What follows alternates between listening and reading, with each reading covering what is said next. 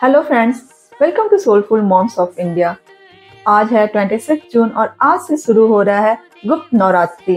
हम सभी शारदीय नवरात्रि और चैत्र नवरात्रि के बारे में जानते हैं, जो कि बहुत ज़्यादा मनाई जाती है।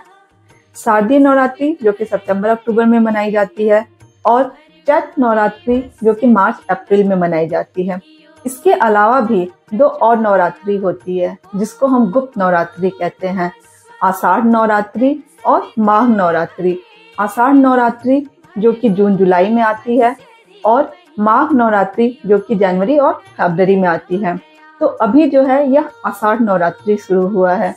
इसको हम गुप्त नवरात्रि इसलिए कहते हैं क्योंकि इसमें हम विशेष रूप से गुप्त साधना करते हैं। इस गुप्त नवरात्रि में विशेष रूप से 10 महाविद्याओं की साधना और उपासना की जाती है और ये 10 महाविद्याएं माँ दुर्गा के 10 शक्तिशाली रूप और रहस्यमय रूप का वर्णन है, जिसकी उपासना कर हम जैसे साधक आत्मज्ञान और आत्मशक्ति और मंत्र सिद्धि कर सकते हैं। लेकिन हम लोग इतने बड़े तो उपासक है नहीं।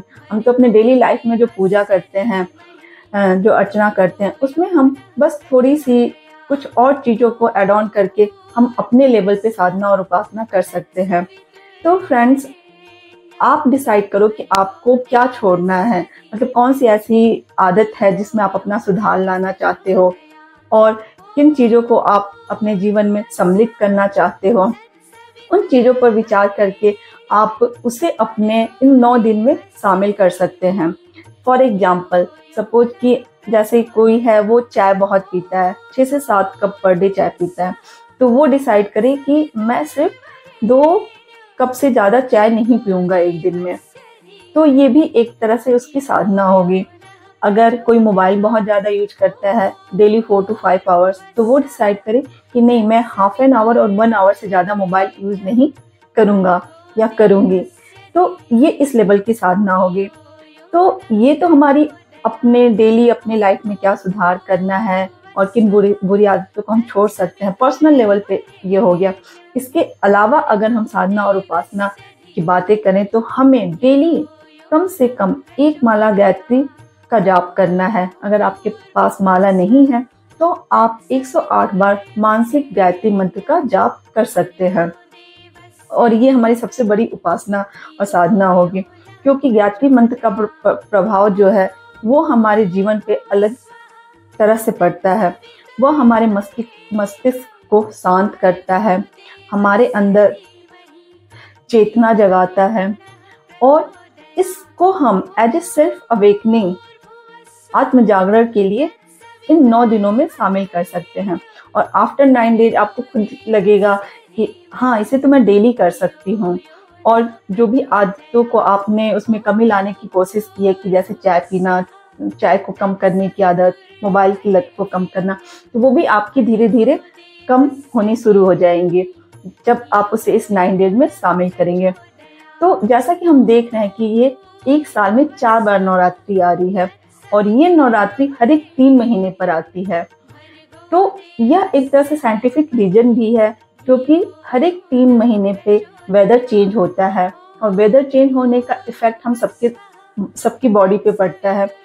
तो इन 9 डेज में जो हम व्रत करते हैं, जो साधना करते हैं, जो अपने ऊपर संयम रखते हैं, संयम इन द सेंस कि कम खाना, जैसे व्रत रहते हैं तो हम कम खाते हैं, फिर हम कुछ चीज़ों को छोड़ देते हैं, जैसे कहते हैं कि प्याज लहसुन जो कि तामसिक प्रवृत्ति को बढ़ाता है, तो उन चीज़ों का सेवन हम कम करते हैं, सेवन छोड़ देते हैं। और नॉनवेज जो लोग खाते हैं वो नॉनवेज को छोड़ देते हैं। तो हमारी बॉडी ईजिली ये जो वेदर चेंज का इफेक्ट होता है इसको अडॉप्ट कर लेती है और आने वाले 3 मंथ के लिए हम फिजिकली और मेंटली स्ट्रांग और हेल्दी रहते हैं।